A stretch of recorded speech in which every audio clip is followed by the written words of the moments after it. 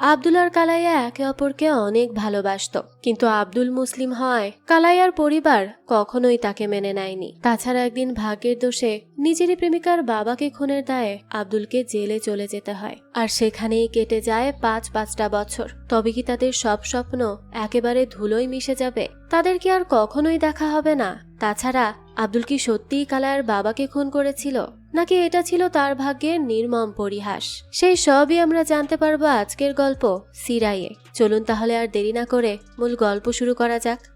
গল্প শুরু হয় এক ধামাকাদার অ্যাকশন দিয়ে। প্রথমেই আমরা দুজন পুলিশ অফিসারকে দেখি, যারা একজন আসামি ধরে অটোতে করে নিয়ে যাচ্ছিল জেলখানায়। তবে অর্ধেক রাস্তায় যেতে তারা অটো থামায়, কারণ তারা বাসে করে যাবে এখান থেকে। তখন ভি কাঠিরাওয়ান নামের একজন পুলিশ অটো থেকে নামে আর অপরজনকে বলতে থাকে এ লোককে বাসে উঠাতে, অর্থাৎ আসামিকে বাসে উঠাতে বলা হয়। এরপরই ভি সেখান থেকে বেরিয়ে আরেকজন পুলিশ অফিসারের সাথে কিছুক্ষণ কথা বলে। কথা শেষে তার কাছ থেকে বিদায় নিয়ে সে বাসে উঠে বসে। সে বসেছিল একেবারে আসামির পাশের সিটে। কিছুক্ষণ পর বাস ছাড়লেই হঠাৎই কিছু লোক ভির উপর হামলা করে ওঠে আর তার উপর মরিচের পানি দিতে থাকে। এখানে আমরা বুঝতে পারি লোকগুলো আসলে ওই আসামিটাকে বাঁচানোর জন্যই এসব করছে। এরকম আকস্মিক অ্যাটাকে ভি তো কিছুই বুঝে উঠতে পারছিল না। বাসের সবাইও সেই মুহূর্তে অনেক বেশি আতঙ্কিত হয়ে যায়। যখন লোকগুলো সবার মুখে মরিচের পানি দিয়ে আসামিটাকে ছাড়িয়ে নিতে চায়, তখনই ভি বুঝতে পারে যে লোকগুলো আসামির লোক। তাই ভি আর এক মুহূর্ত দেরি করে না, এক একটাকে ইচ্ছা মতো মারতে থাকে। সবাই তো ভির উপর হামলে পড়ে। ভিও সমানে লড়ে যায় আর আসামিটাকে কিছুতেই নিতে দেয় না। কিন্তু তাও দেখা যায় লোকগুলো আসামিটাকে ছাড়িয়ে বাস থেকে বেরিয়ে যায় আর দৌড়ে একটা অটো নিয়ে সবাই চলে যেতে নেয়। আর তখনই আমরা দেখি ওই আসামির মাথা ভেদ করে গুলি এসে লাগে আর সে সাথে সাথে মারা যায়। আর এই সুন্দর শুটটার কেউ না, বরং ভি করেছে। সবাই তো সেই মুহূর্তে অবাক হয়ে যায়। ভির এক শুটেই পুরো খেলা শেষ। বোঝাই যায় সে কত দক্ষ একজন পুলিশ অফিসার আর একজন মারাত্মক শুটার। এখান থেকে দৃশ্য পরিবর্তন হয়। দেখা যায় সেখানে পুরো পুলিশ অফিসার সহ ডিবি সবার কাছে খবরটা চলে যায়, কারণ কোনো পুলিশেরই অধিকার নেই বিনা অনুমতিতে কোনো আসামিকে জানে মেরে ফেলা। আর এর শাস্তি ভয়াবহ। আর সেরকমই তো একটা কাজ করেছে ভি। তাই এখন সবাই ভির উপর খুবই ক্ষেপে আছে। তার এত বড় কাণ্ডের কথা শুনে একজন মহিলা অফিসারও আসে সেখানে। সে অফিসারটি প্রথমে আসামির লাশ দেখে, এরপর এক এক করে ভি সহ ভির সাথে সেখানে উপস্থিত থাকা আরো দুজনকে জিজ্ঞাসাবাদ করে সে। যেহেতু ভি আসামিকে গুলি করেছে, তাই অফিসারটি ভির উপর অনেক ক্ষিপ্ত ছিল আর এভাবে আইন ভাঙার জন্য ভিকে সে অনেক বেশি কথাও শোনায়। তবে ভি সব প্রশ্নের উত্তর বেশ সুন্দরভাবে দেয়, কিন্তু তাও কোনো পুলিশ অফিসার দ্বারা কোনো আসামির মৃত্যু হওয়ার মতো কাজ কেউই মেনে নিতে পারে না। মহিলা অফিসারটি এরপর ভি কে প্রশ্ন করে যে সে কেন লোকটাকে মাথায় গুলি করে মারলো। সে তো লোকটার পায়েও গুলি করতে পারত, তাকে আটকাতে পারত। এভাবে জানে মারার তো কোনো মানে নেই। ভি উত্তরে বলে আসামি এমন অবস্থায় ছিল যে তার পায়ে গুলি করে তাকে আটকানো যেত না, তাই তার কাছে মাথায় শুট করাটাই উত্তম মনে হয়েছে, তাই সে এটাই করেছে। ভি এর এমন মুখের উপর তর্ক করা দেখে অফিসারটা তো বেশ রেগে যায়। এরপর তাকে প্রশ্ন করে আচ্ছা, তো গুলিটা যদি আশেপাশের কোনো মানুষের গায়ে লাগতো তাহলে তার কি অবস্থা হতো, সেটা কি সে ভাবতে পারছে? ভি তো ওভাবেই সোজা হয়ে উত্তর দেয় যে সে একজন ভালো শুটার, তাকে সঠিক জায়গায় সূক্ষ্মভাবে শুট করার জন্য প্রশিক্ষণও দেওয়া হয়েছে। তাই সে একেবারেই নিশ্চিত ছিল যে সে যেই গুলিটা করেছে সেটা আশেপাশের কারো গায়েই লাগবে না। তার এসব কথা শুনে আরেকজন পুলিশ অফিসার ভি কে জিজ্ঞেস করে তাহলে কি সে প্ল্যান করেই আসামিটাকে মেরেছিল? ভি জানায় না, লোকটার সাথে আমার নিজের কোনো শত্রুতা নেই যে তাকে প্ল্যান করে মারতে হবে। তাকে এমনিতেই 9 বার অভিযুক্ত করা হয়েছে। এছাড়াও সে অনেক রেপ কেসেও জড়িত আছে। ভির এসব কথা শুনে এবার মহিলাটি জিজ্ঞেস করে তাই বলে সে তাকে সরাসরি গুলি করে দিবে? ভি বলে তাদের ম্যানুয়ালিটিতে বলা আছে যদি তাদের নিরাপত্তা ঝুঁকির মধ্যে পড়ে তাহলে পুলিশরা আসামিদের গুলি করতে পারবে। তার এই কথা যুক্তিযুক্ত, তাই এটা শুনে কেউ আর কিছুই বলে না। কিন্তু সবাই তো তার উপর ক্ষিপ্ত ছিল, তাই এই নিয়ে আরো অনেক কিছু হয়ে যায়। হেড অফিসারের কাছেও ভির অনেক বকা খেতে হয়, কিন্তু সে অফিসারের সামনে একটা টু শব্দও করে না। সে দক্ষ পুলিশ হিসেবে সর্বদা চুপ করে থাকে আর নিজের সকল শাস্তি মেনে নেয়। এরপর রাতের বেলা সকালবেলা দেখা যায় ভি তার সাথে অভিযুক্ত হওয়া আরো 2 জন পুলিশ অফিসার পান্ডে আর মুরলি তারা যায় একটা হোটেলে। ভি একটু দূরে গিয়ে তার ওয়াইফ ম্যারিকে কল করে আর আজকের সব ঘটনা তাকে খুলে বলে। সবকিছু শুনে ম্যারিও তো ভি এর উপর একটু রাগই করে, কারণ এই কাজের জন্য তাকে বহিষ্কার করা হয়েছে। ম্যারি তো খুবই রেগে থাকে আর এই ব্যাপারটা ভিও বুঝতে পারে, তাই সে ম্যারিকে জানায় সে তাকে কাজের থেকে নিতে আসছে, কিন্তু ম্যারি রাগ করে বলে যে না, সে একাই যাবে। ভি কিছু বলার আগেই মুরলি এসে তাকে ডাক দেয়, তাই সে ফোন রেখে সেদিকেই চলে যায়। এদিকে পান্ডে টেবিলে বসে সিগারেট টানছিল, তখন তার পাশে অন্য একজন সিগারেট ধরালে পান্ডে তো খুবই রেগে যায় আর লোকটাকে মারতে যায়, কারণ পুলিশ অফিসারের সামনে লোকটা সিগারেট ধরিয়েছে, এত বড় সাহস।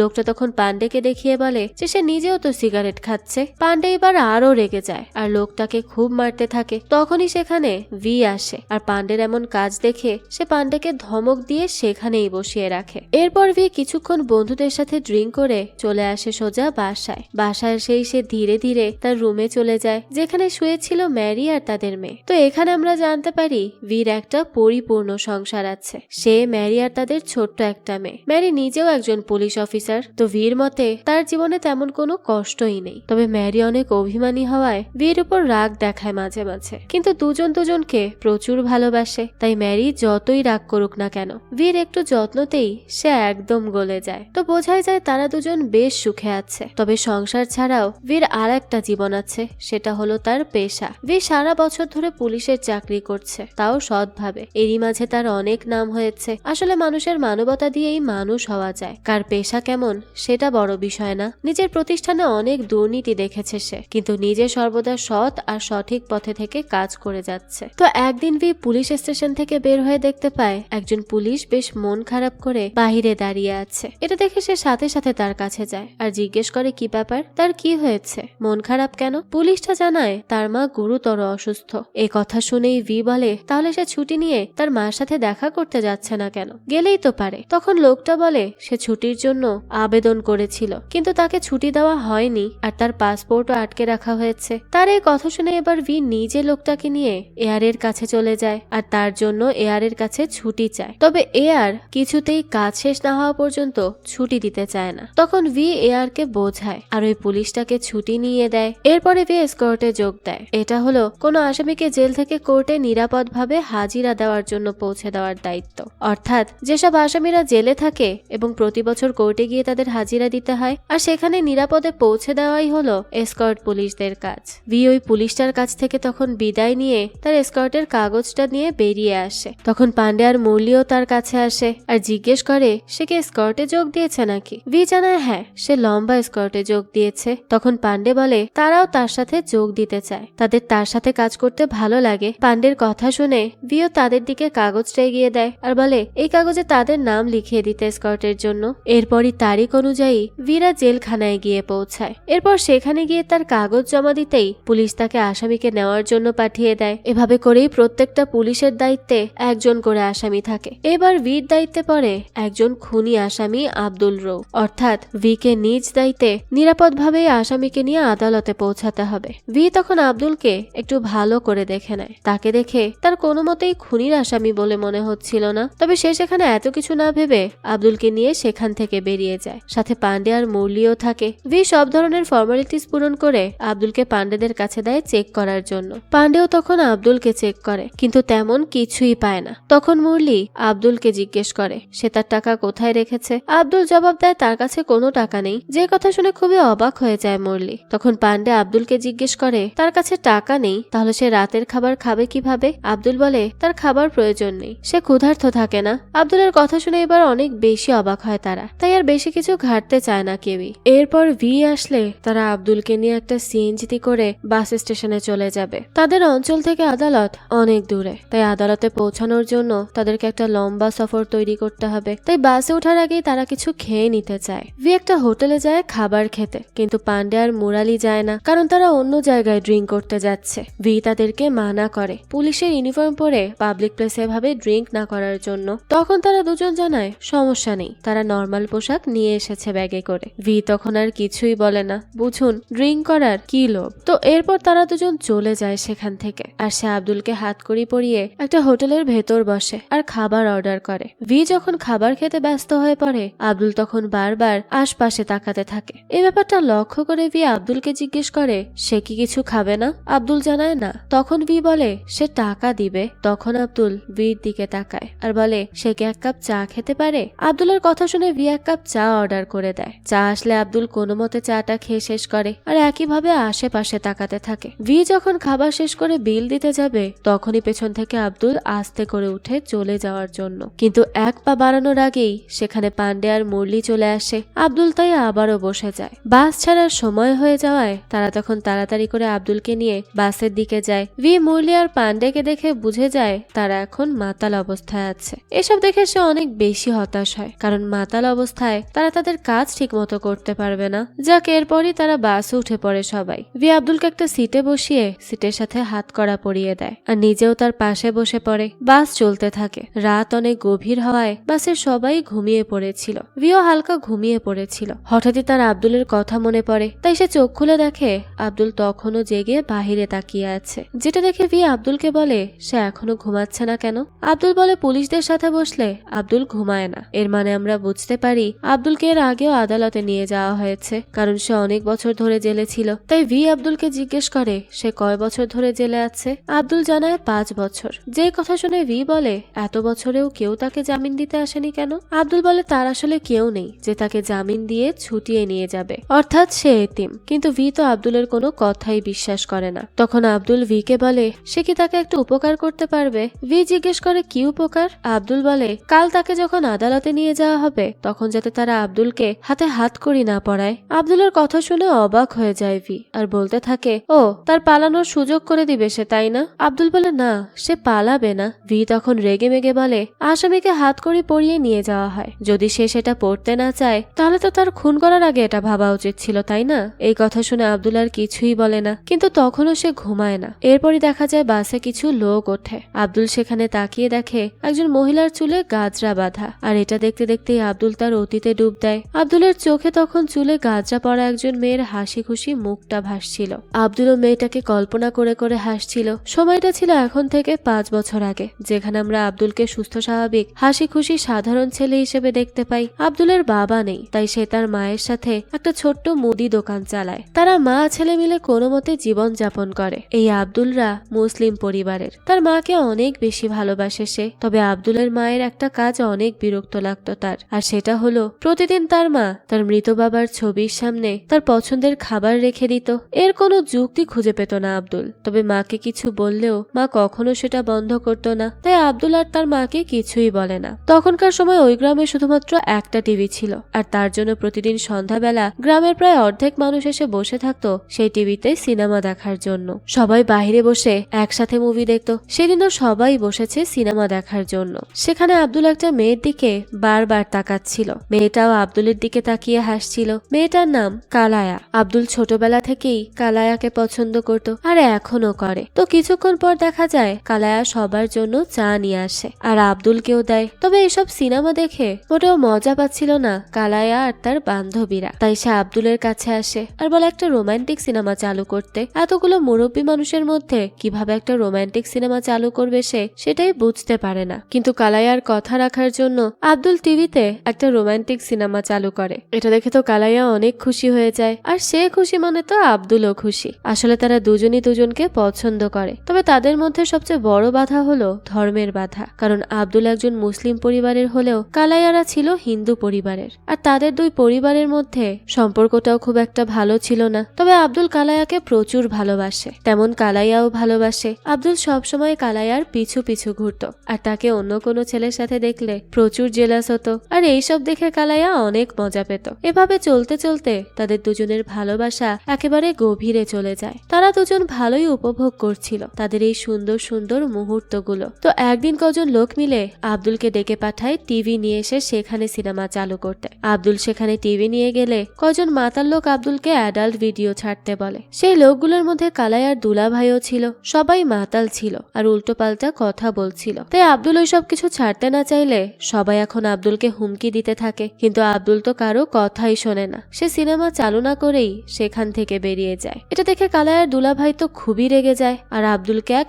লাথি মেরে দেয়। বাকি সবাই তখন লোকটাকে আটকায়, কিন্তু সে রেগে মেগে আব্দুলের বাবাকে নিয়ে গালি দিতে থাকে। এটা দেখে আর সহ্য করতে পারে না আব্দুল, কিন্তু বাকি লোকগুলো আব্দুলকে সেখান থেকে পাঠিয়ে দেয়। আর এই সবকিছু এসে আব্দুল কালায়াকে বলে। এটা শুনে তো কালায়া অনেক রেগে যায় তার দুলা ভাইয়ের উপর, আর আব্দুলকে বলে লোকটা তাকে এভাবে মারলো, গালাগাল করলো, আর সে তখনও চুপ ছিল কেন? সে কেন উল্টা আঘাত করলো না?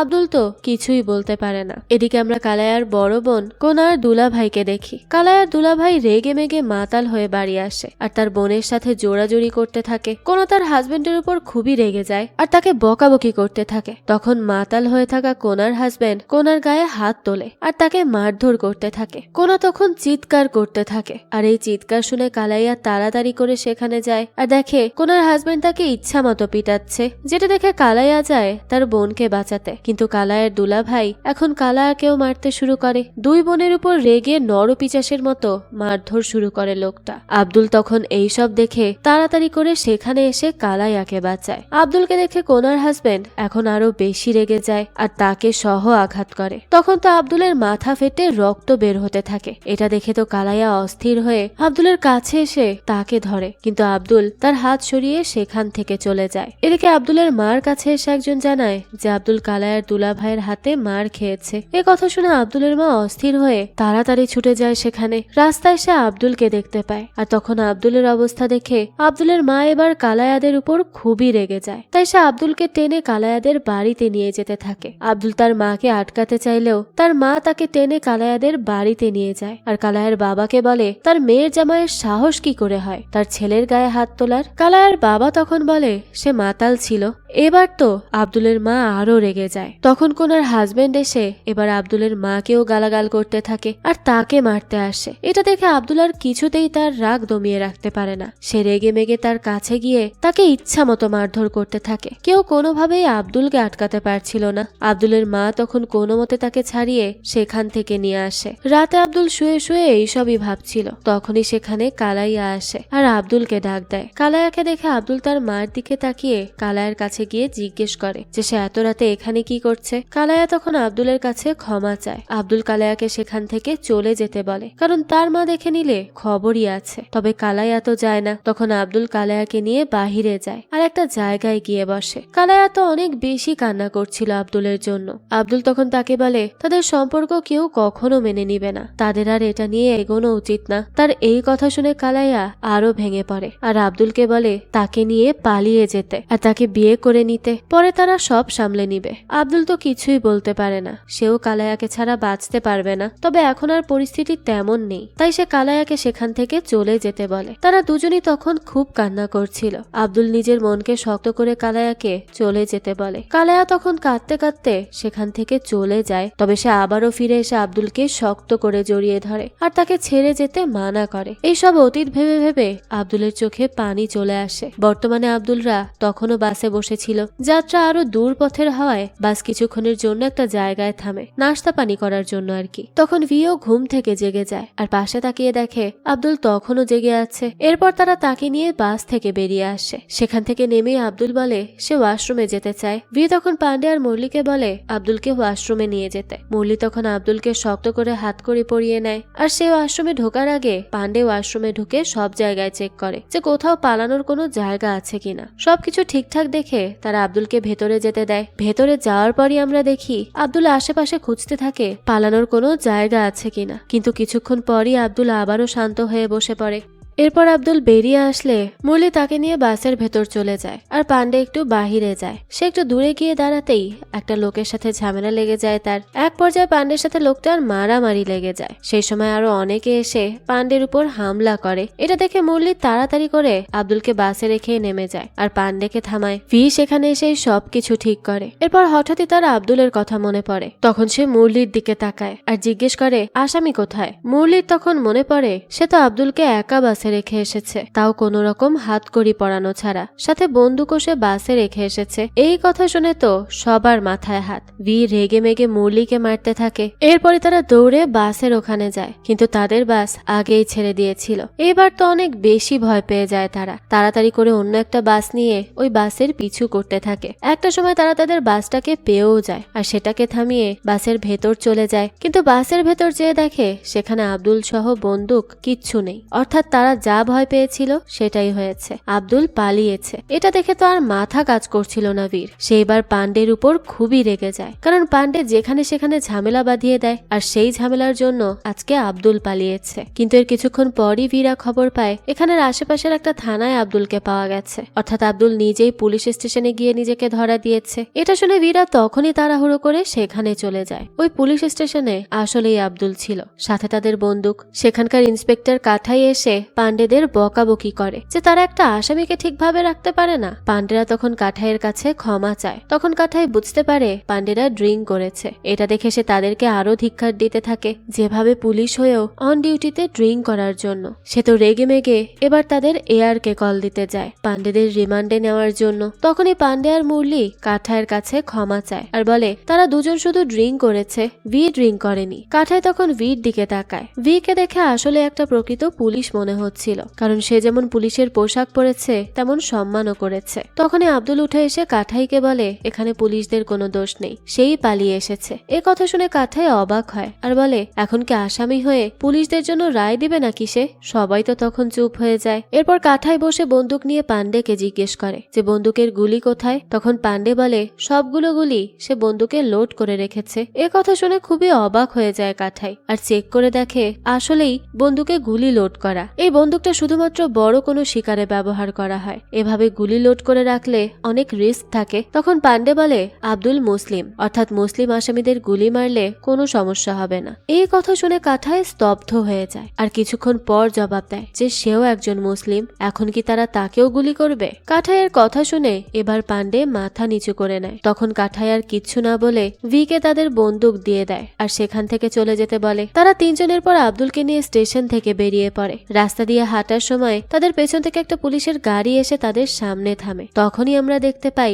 ভেতরে কাঠাই বসে আছে, অর্থাৎ এটা কাঠাইয়েরই গাড়ি। সে তাদের সামনে গাড়ি থামিয়ে জিজ্ঞেস করে তারা কোথায় যাচ্ছে। তখন মুরলি জানায় আদালতে। কাঠাই এরপর তাদেরকে তার গাড়িতে উঠতে বলে। বীরাও তখন গাড়ির ভেতরে উঠে বসে। কিছুক্ষণ পর কাঠাই পান্ডের দিকে তাকিয়ে বলে তারা কি কখনো আব্দুল কালামের আত্মজীবনী পড়েছে? কাঠাইয়ের কথা শুনে সবাই মাথা নাড়ায় যে তারা পড়েনি, অর্থাৎ আব্দুলের ব্যাপারে তাদের কিচ্ছু জানা নেই, কারণ তারা মুসলিম না। তখন কাঠাই বলে ইসলাম জ্ঞান ও শান্তির জন্য, তাই কোনো ধর্মকে কখনো বিভেদ করে দেখা উচিত না, আইনের চোখে তো আরো আগে না। কাঠাইয়ের কথা শুনে পান্ডে এবার মাথা নিচু করে নেয়। এরপর কাঠাই তার গাড়িতে করে ভিদেরকে মেইন রোড পর্যন্ত ছেড়ে দেয়। তারা তখন একটা ট্রাকে উঠে পড়ে। কিছু দূর যাওয়ার পরে ভি আব্দুলের দিকে তাকিয়ে জিজ্ঞেস করে আব্দুল তখন আদালতে যাওয়ার পথে তাকে হাতকড়ি পরাতে নিষেধ করেছিল কেন? এখন আব্দুল একটা অবাক করে দেওয়া কথা বলে, আর সেটা হলো আব্দুল যে মেয়ের সাথে বিয়ে করবে সেই মেয়ে কাল কোর্টে আসবে তাকে দেখতে, তাই আব্দুল ভিকে নিষেধ করেছিল যাতে সে তাকে হাতকড়ি না পরায়। আব্দুলের কথা শুনে ভি অবাক হয়ে যায় আর জিজ্ঞেস করে কোন মেয়ে, তার কোনো আত্মীয় নাকি? আব্দুল বলে তার আত্মীয় না, সে তার প্রেমিকা, অর্থাৎ আব্দুল সেই কালাইয়ার কথাই বলছে। সেখানে আমরা আরেকটা ফ্ল্যাশব্যাক দেখি। কালাইয়া আর আব্দুল দুজন একটা ফটোশপের দোকানে আসে তাদের ছবি তোলার জন্য। আব্দুল একটু লজ্জা পাচ্ছিল, তবে কালাইয়া আব্দুলকে টেনে নিয়ে দুজন একসাথে ছবি তোলে। এরপর আব্দুলের সাথে ঘোরাঘুরি শেষে কালাইয়া রাত করে বাসায় ফেরে। তখন তার মা তাকে ডেকে জিজ্ঞেস করে কি ব্যাপার, সে তো রাত পর্যন্ত কোথায় ছিল? কালাইয়া বলে কলেজে, কিন্তু কালাইয়ার মা তো সেটা বিশ্বাস করে না, কারণ তাকে কেউ একজন বলেছে যে কালাইয়া আর আব্দুল একসাথে ঘোরাঘুরি করছে। কালাইয়ার মা বলতে থাকে সেদিন আব্দুলের মা পুরো গ্রামের সামনে তাদের পরিবারকে অপমান করে গেছে, আর তার ছেলের সাথে যদি তার কিছু হয় তাহলে তার খবর আছে। কালাইয়া বলে তারা শুধু বন্ধু, কিন্তু কালাইয়ার মা কালাইয়ার কথা বিশ্বাস করে না, উল্টো তাকে হুমকি দেয় যে তার বাবা যদি এসব কিছু জানতে পারে তাহলে আব্দুল আর তার মাকে পুড়িয়ে মারবে। মায়ের এমন কথা শুনে এবার খুবই রেগে যায় কালাইয়া, আর তখনই সে তাকে বলে দেয় যে সে আব্দুলকে বিয়ে করবে। এই কথা শুনে তো কালাইয়ার মা সাথে সাথে তাকে চড় মারে, আর এরকম একটা কাজ করার জন্য তাকে খুব বকতে থাকে। চিৎকার চেঁচামেচি শুনে কোনা বাহিরে চলে আসে আর দেখে তার মা কালাইয়াকে মারছে, তাই সে তাড়াতাড়ি করে কালাইয়ের কাছে গিয়ে তাকে তার মার হাত থেকে বাঁচায় আর ভেতরে নিয়ে যায়। কালাইয়া তো রেগে মেগে রুমে গিয়ে দরজা লাগিয়ে দেয়। এদিকে কালাইয়ের মা কান্নায় ভেঙে পড়ে, তার মেয়ে একজন ভিন্ন ধর্মী ছেলের সাথে সম্পর্ক করেছে এইসব ভেবে। এদিকে এই খবর কালাইয়ার বাবার কাছে যেতেই সে তো রেগে মেগে আব্দুলদের কাছে যায়। আব্দুল আর তার মা বাইকে করে বাড়িতে যাচ্ছিল। তখন আব্দুলের মা আব্দুলকে জিজ্ঞেস করে সেদিন রাতে কালাইয়া মেয়েটা তার কাছে কেন এসেছিল। মায়ের কথা শুনে আব্দুল বুঝতে পারে সেদিন রাতে তার মা কালাইয়াকে দেখেছে। আব্দুল উত্তর দেয় কালাইয়া শুধু তার খোঁজ নিতে এসেছিল। তখন তার মা তার দিকে তাকিয়ে বলে কিন্তু তাদের কথাবার্তা অন্য কিছু বলে, অর্থাৎ আব্দুলের মা বুঝে গেছে কালাইয়ার সাথে তার কিছু একটা আছে। এবার তো আব্দুল চুপ হয়ে যায়। তখন আব্দুলের মা তাকে বোঝায় যে তাদের এই সম্পর্ক আর এগোনো উত্তম হবে না, কারণ আব্দুলের বাবা অনেক কষ্ট করে টাকা জগিয়ে এখানে বাড়ি করেছে, তাদের থাকার জায়গা করেছে, কিন্তু আব্দুলের জন্য তার বাবার সব স্বপ্ন ভেঙে যেতে পারে। এইসব বলতে বলতেই কান্না করে দেয় আব্দুলের মা। আর তখনই কালাইয়ের বাবা দৌড়ে এসে পেছন থেকে আব্দুলকে জোরে লাথি মারে। হঠাৎ করে এমন হওয়ায় খুবই ভয় পেয়ে যায় তারা। আব্দুল তো সাথে সাথে নিচে পড়ে যায়। কালাইয়ের বাবা এবার আব্দুলকে উঠিয়ে ইচ্ছা মতো মারতে থাকে। এটা দেখে আব্দুলের মা তো অস্থির হয়ে পেরুমালকে গিয়ে মারতে শুরু করে। এবার পেরুমাল আব্দুলের মাকে ধরে আর তাকে ইচ্ছা মতো লাথি ঘুষি মারতে থাকে। এই দেখে তো আব্দুল এবার অনেক বেশি রেগে যায় আর তার মাকে আঘাত করার জন্য আব্দুল গিয়ে এবার পেরুমালকে মারে। তবে পেরুমাল আব্দুলের মাকে মেরে মেরে অবস্থা খারাপ করে দিচ্ছিল। তবুও সে ছেলেকে বাঁচানোর জন্য লড়াই করে যাচ্ছিল পেরুমালের সাথে। পেরুমাল এবার আব্দুলের মাকে এক লাথি দিয়ে ফেলে দেয় আর আব্দুলের মা সেখানেই অজ্ঞান হয়ে যায়। এটা দেখে আব্দুল এবার রেগে পেরুমালকে অনেক জোরে ধাক্কা দিয়ে ফেলে আর দৌড় দিয়ে তার মার কাছে যায়। আব্দুলের মা তো চোখই খুলছিল না। এটা দেখে অনেক বেশি ভয় পেয়ে যায় সে, তাই তাড়াতাড়ি করে মাকে নিয়ে হসপিটালে যায় আব্দুল। তো কিছুক্ষণ চিকিৎসার পরই শুইয়ে রাখা হয় তার মাকে। পরের দিনই আব্দুল শুনতে পায় কালাইয়ার বাবা অর্থাৎ পেরুমাল আর বেঁচে নেই, অর্থাৎ তখনকার আব্দুলের আঘাতের কারণেই পেরুমাল মারা গেছে। আব্দুল সাথে সাথে কালাইয়াদের বাড়িতে গিয়ে দেখে সেখানে কালাইয়া সহ সবাই খুব কান্না করছিল। কালাইয়া আব্দুলকে দেখে অনেক ভেঙে পড়ে। তবে তখনও কেউ জানতো না যে পেরুমালের খুনিকে। কালাইয়ার এরকম কষ্ট দেখে একটা সময় আব্দুল নিজেই পুলিশের কাছে গিয়ে আত্মসমর্পণ করে আর বলে সেই পেরুমালের হত্যা করেছে। এরপরই আব্দুলকে জেলে রাখা হয়। এই পুরো কথা আব্দুল বসে বসে ভি কে শোনায় আর কাঁদতে কাঁদতে বলে তার কোনো দোষ ছিল না, পেরুমাল তার মাকে আঘাত করেছিল আর সে সেটা সহ্য করতে না পেরে পেরুমালকে ধাক্কা দেয়। তবে সে কিভাবে মারা যায় সেটা সে জানে না। সে পেরুমালের খুন ইচ্ছাকৃতভাবে করেনি। আব্দুলের কথা শুনে চুপ হয়ে যায় ভি। সে এবার আব্দুলকে তার মার কথা জিজ্ঞেস করে। তখন আব্দুল কাঁদতে কাঁদতে বলে তার মাকে হসপিটালে রেখেই সে জেলে গিয়েছিল। একদিন কালাইয়া তার সাথে এসে দেখা করে জানায় তার মা আর নেই। এরপরে আমরা জানতে পারি গত 5 বছর ধরে কালাইয়া এখনো আব্দুলকে দেখতে আসে। তবে আব্দুলকে অন্য অঞ্চলে নিয়ে যাওয়ায় কালাইয়া আর সেখানে যেতে পারে না। তবে প্রতি বছর যখন হাজিরা দিতে আব্দুল আদালতে যায়, প্রতিবারই কালাইয়া আদালতের বাহিরে আব্দুলের জন্য দাঁড়িয়ে থাকে, শুধু আব্দুলকে একবার দেখার জন্য। কিন্তু প্রতিবার আব্দুলের হাতে হাতকড়ি দেখে কালাইয়া মন খারাপ করে ফেলে। এ কারণেই আব্দুল এবার ভিকে বলেছে যে এবার যাতে আব্দুলের হাতকড়িটা খুলে দেওয়া হয়, কারণ সে একবার কালাইয়ার হাসি খুশি মুখটা দেখতে চায়। আব্দুল আর কালাইয়ার কাহিনী শুনে ভি অনেক বেশি অবাক হয়। একটা মেয়ে নিজের বাবার খুনিকে সেটা জেনেও তার প্রতি এতটা লয়াল, আর বছরের পর বছর মেয়েটা আব্দুলের জন্যই অপেক্ষা করে যাচ্ছে, ধৈর্য ধরে আছে। এরকম প্রেম কাহিনী ভি এই প্রথম শুনেছে, যা আসলেই অনেক রেয়ার। তাই এই সবকিছু ভি ম্যারিকে কল করে শোনায়। ম্যারিও এই গল্প শুনে অনেক বেশি ইন্টারেস্টেড হয়ে যায়। তবে তারা এখনো শিওর ছিল না যে আব্দুল আসলেই সত্যি কথা বলছে নাকি তাদের সামনে ভালো সাজার জন্য মিথ্যা গল্প বানিয়ে বলেছে। তাই ম্যারি ভিকে বলে যদি আব্দুল সবকিছু সত্যি বলে আর যদি প্রতিবারের মতো এবারও মেয়েটা আব্দুলের সাথে দেখা করতে আসে, তাহলে সে যাতে মেয়েটার সাথে ম্যারির কথা বলিয়ে দেয়। তার কথা শুনে ভি হেসে জানায় যদি সত্যি হয় তাহলে তো ভালো। এর পরের দিন ভিরা তাদের গন্তব্যে পৌঁছে আদালতে যাওয়ার আগে অন্য একটা কারাগারে যায়। সেখানে গিয়ে আব্দুল সহ সবাই গোসল করে রেডি হয়ে নেয়। ওদিন আব্দুল খুব সুন্দর করে রেডি হচ্ছিল। নতুন শার্ট পরে সুন্দর করে চুল আঁচড়ে সে রেডি হয়ে নেয়। এটা দেখে তো ভি অনেক খুশি হয়। হয়তো দীর্ঘ 1 বছর কালাইয়ার সাথে এক পলক দেখা করার জন্য আব্দুলের এত সাজগোজ। এরপর আদালতে যাওয়ার আগে মুরলি আব্দুলের হাতে হাতকড়া পরিয়ে দেয়। এটা দেখে আব্দুল তার হাতের দিকে অসহায় হয়ে তাকিয়ে থাকে। এই ব্যাপারটা আবার ভি খেয়াল করে আর এবার সে মুরলির কাছ থেকে চাবি নিয়ে আব্দুলের হাতকড়াটা খুলে দেয় আর বলে কাল রাতে আব্দুল চাইলে পালাতে পারত, কিন্তু সে পালায়নি। এছাড়াও আরো অনেক কারণ থাকতে পারে, কিন্তু সে এবার আব্দুলকে বিশ্বাস করতে চায়। আর যদি আব্দুল কোনো মতে পালানোর চেষ্টা করে তাহলে একবার আব্দুলকে খুঁজে পেলে আর কখনো আব্দুলের হাত থেকে এই হাতকড়া খুলবে না। আব্দুল বলে সে তার বিশ্বাস রাখতে চায়। ভি আব্দুলকে সবকিছু গুছিয়ে তাদের সাথে যেতে বলে। এরপর তারা আদালতে চলে আসে, কিন্তু আশেপাশে কোথাও আব্দুল কালাইয়াকে দেখতে পাচ্ছিল না, যেটা নিয়ে অনেক চিন্তিত হয়ে পড়ে সে, কারণ কালাইয়া প্রতিবার 8টার মধ্যে এখানে দাঁড়িয়ে থাকে। তবে এইবার সে নেই। ভি তখন আব্দুলকে সান্ত্বনা দিয়ে বলে হয়তো কালাইয়া ভেতরে আছে, তারা ভেতরে গিয়ে অপেক্ষা করবে।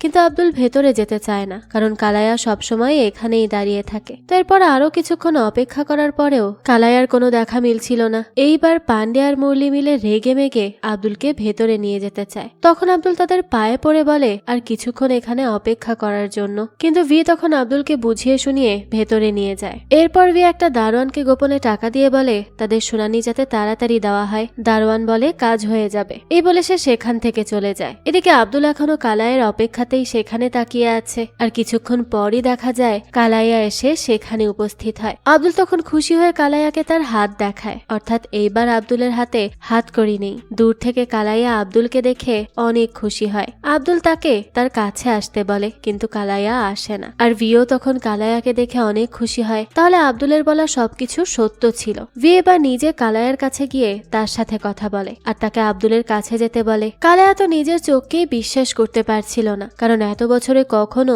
সে আব্দুলের কাছে যেতে পারেনি। এবার পুলিশ নিজেই সুযোগ করে দিচ্ছে তাকে। কালাইয়া তখন দৌড়ে আব্দুলের কাছে যায়। তাদের দুজনের খুশি দেখে ভিও অনেক খুশি ছিল। ভি তখন মুরলিকে বলে আব্দুল আর কালাইয়াকে সাইডে বসিয়ে কথা বলতে দিতে। মুরলিও তাদের দুজনকে নিয়ে একটা জায়গায় বসে। এদিকে ভি তখন ম্যারিকে কল করে জানায় যে কালাইয়া এসেছে আব্দুলের সাথে দেখা করতে। এর মানে সে সঠিক মানুষকে বিশ্বাস করেছে। এই কথা শুনে ম্যারিও অনেক খুশি হয়। এদিকে এত বছর পর একসাথে বসে আর আবেগ ধরে রাখতে পারে না কালাইয়া। তার চোখ দিয়ে পানি পড়েই যাচ্ছে। তবে এটা দুঃখের কান্না না। কালাইয়া আব্দুলের হাত চেপে ধরে রাখে আর বলে সে আর ধৈর্য ধরতে পারছে না। তার দুলাভাই তার বিয়ের জন্য চাপ দিচ্ছে, আর কতদিন তাদের আটকে রাখতে পারবে সে সেটা জানে না। আব্দুল কবে তাকে নিয়ে যাবে? আব্দুল তখন কালাইয়াকে সান্ত্বনা দিয়ে বলে সে মুক্তি পাবে, খুব শীঘ্রই মুক্তি পাবে, আর এরপরই তাকে তার করে নিবে। এই বলেই দুজন কাঁদতে থাকে। আর তাদেরকে কাঁদতে দেখে এবার ম্যারির কল কেটে তাদের সামনে যায়। এরপর তাদের দুজনকে নিয়ে সে চা খেতে আসে। সেখানে ভি কালাইয়াকে জিজ্ঞেস করে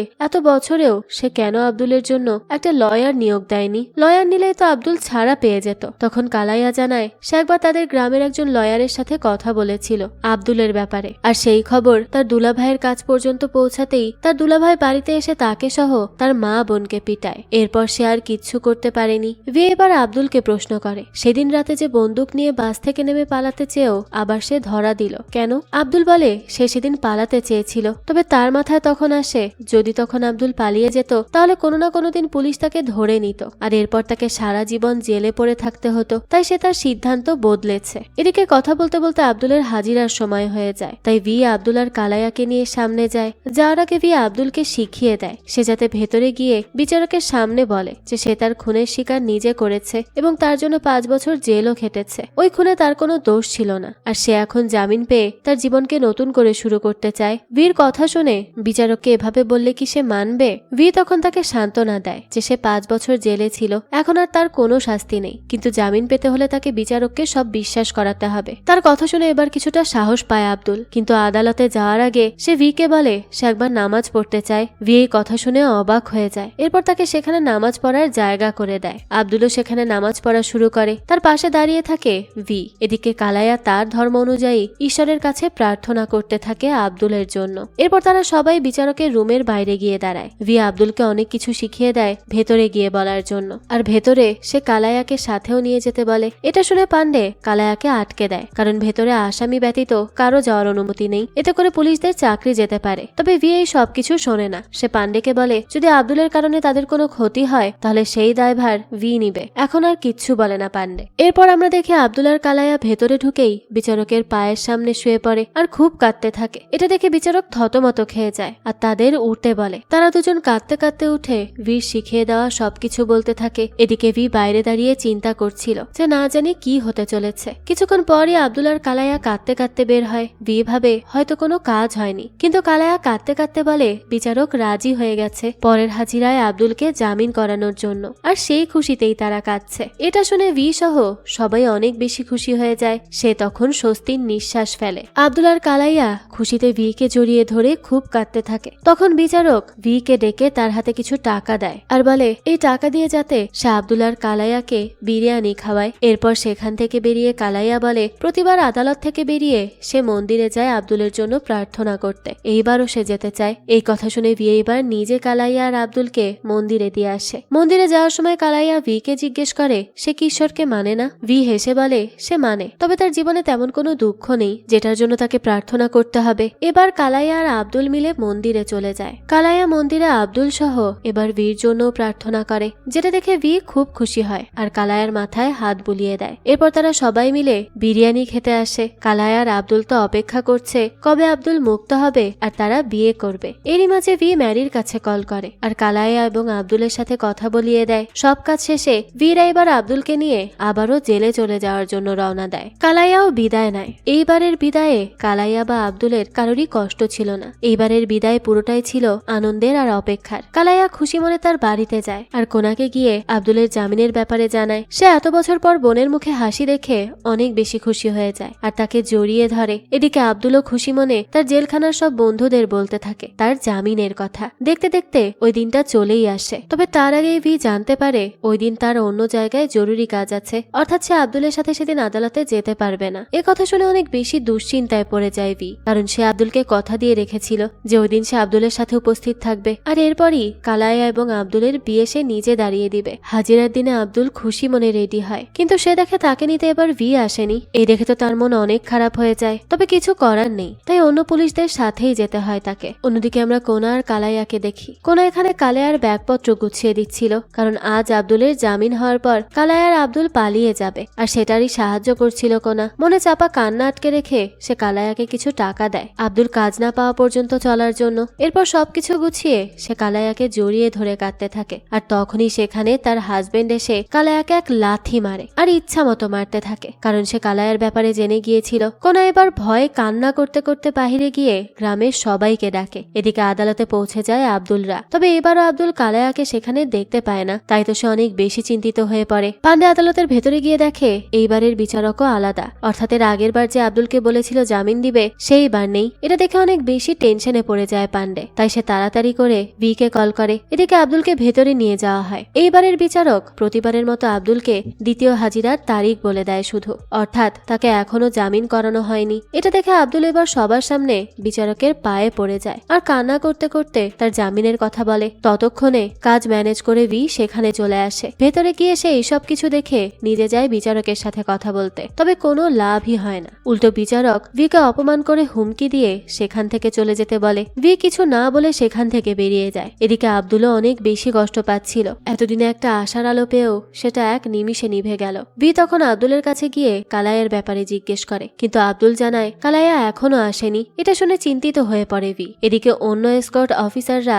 আব্দুলকে ধরে নিয়ে যাচ্ছিল জেলে, আর তখনই একটা বাস থেকে কালাইয়া আব্দুলকে ডেকে ওঠে। তাকে দেখে তো আব্দুল সহ ভিও খুশি হয়ে যায়। কালাইয়া তখন তাড়াহুড়ো করে বাস থেকে নেমে তাদের কাছে আসতে নেয়, কিন্তু তার আগে আর একটা বাস এসে সব শেষ করে দেয়। কালাইয়ার জিনিসপত্র সব ছড়িয়ে ছিটিয়ে রাস্তায় পড়ে থাকে। আব্দুল চিৎকার করে ওঠে। ভিও তখন মাথায় হাত দিয়ে সেখানে বসে পড়ে। সে সময় অন্য পুলিশরা আব্দুলকে জোর করে সেখান থেকে নিয়ে চলে যায়। আর এই পুরো কাহিনী ভি তার জুনিয়র পুলিশ কর্মীদের শোনাচ্ছিল, অর্থাৎ ভি এখন একজন এয়ার পুলিশ অফিসার যে নতুন পুলিশ কর্মীদের ক্লাস নিয়ে থাকে। এদিকে লাস্টের এই কাহিনী শুনে এবার সবার মনে কৌতূহল জেগে যায় যে পরবর্তীতে কি হয় সেটা জানার জন্য। আর তখনই আমরা জানতে পারি সেদিন ভাগ্যক্রমে কালাইয়ার গুরুতর অ্যাক্সিডেন্ট হয়নি। সে বাসের নিচে এমন জায়গায় পড়েছিল যে তার কোনো ক্ষতি হয়নি। এটা দেখে ভি তখন এত বেশি খুশি হয় যেটা সে আগে কখনো হয়নি। এদিকে আব্দুলকে তখন জোর করে পুলিশ স্টেশনে নিয়ে যাওয়া হয়। আব্দুল তখনও শকড হয়েছিল। সে তো ভেবেছিল সে তার ভালোবাসাকে হারিয়ে ফেলেছে। ভি তখন তার কাছে যেতেই আব্দুল কান্না করে দেয়। আর তখনই কালাইয়া পেছন থেকে আব্দুলকে ডেকে ওঠে। সে তো তাকে দেখেই তাকে শক্ত করে জড়িয়ে ধরে। এরপর ভি সকল পুলিশ অফিসারদের আব্দুল আর কালাইয়ার জীবনের কাহিনীর শেষ পর্ব বলে, অর্থাৎ এখন তারা দুজন কেমন আছে, কোথায় আছে, এই সব কিছু। আসলে কিছুদিন পরেই আব্দুলের জামিন হয়ে যায় আর বর্তমানে আব্দুল এবং কালাইয়া বিয়ে করে নিয়েছে আর দুজন একসাথে অনেক সুখেই আছে। সম্পূর্ণ ঘটনা বলার পর ভি এবার নিজের কিছু বক্তব্য সবাইকে শোনায় যে প্রতিটা পুলিশ অফিসারের কিছু কর্তব্য থাকে। এটা কখন কার কাজে লেগে যায় বলা যায় না, তাই প্রতিটা পুলিশ অফিসারের প্রয়োজন আগে আসামির মন বোঝা। ভির কথা শুনে সবাই অনেক মুগ্ধ হয় আর এই পুরো গল্পটার মধ্যে অনেক কিছু শিখতেও পায়। আর এখানে এই গল্পটা শেষ হয়ে যায়। আসলে গল্পটা ভালোবাসার দৃঢ়তাকে তুলে ধরেছে। সত্যিকারের ভালোবাসলে যুগের পর যুগ প্রিয় মানুষটার জন্য অপেক্ষা করে থাকা যায়। এছাড়াও একজন পুলিশ অফিসার হওয়া থেকে একজন সৎ মানুষ হওয়া কতটা গুরুত্বপূর্ণ সেটাও এখানে খুব সুন্দর করে তুলে ধরা হয়েছে। যাক, এই তো ছিল আজকের গল্প। আজকের এই গল্পটা আপনাদের কাছে কেমন লেগেছে সেটা অবশ্যই আমাদেরকে কমেন্ট করে জানাবেন। যদি এতটুকুও ভালো লেগে থাকে তাহলে একটি লাইক দিয়ে যাবেন। আর হ্যাঁ, আমাদের এই চ্যানেলে কিন্তু প্রতিনিয়তই নতুন নতুন ভিডিও আপলোড করা হয়। সেই সব ভিডিওর আপডেট পেতে আমাদের চ্যানেলটিকে সাবস্ক্রাইব করে বেল আইকনে অল দিয়ে রাখতে কিন্তু ভুলবেন না। আর একটা কথা, আমাদের সকল ভিডিওর আপডেট পেতে জয়েন করতে পারেন আমাদের হোয়াটসঅ্যাপ চ্যানেলে, লিংক ডেসক্রিপশন বক্সেই দেয়া আছে। আজকে তাহলে এই পর্যন্তই, আবারও হাজির হব নতুন কোনো ভিডিও নিয়ে। সেই পর্যন্ত সবাই ভালো থাকবেন আর আমাদের চ্যানেল চ্যানেলের সাথেই থাকবেন। ধন্যবাদ।